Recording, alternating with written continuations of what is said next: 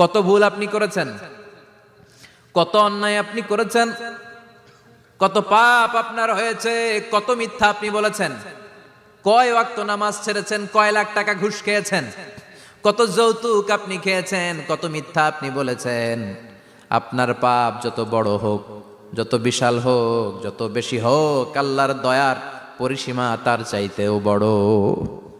আপনার পাপ, আপনার অন্যায়, আপনার জুলুমগুলো যদি হয় খালের পানির সমান, বিলের পানির সমান, আল্লাহর দয়া সাগরের পানির সমান।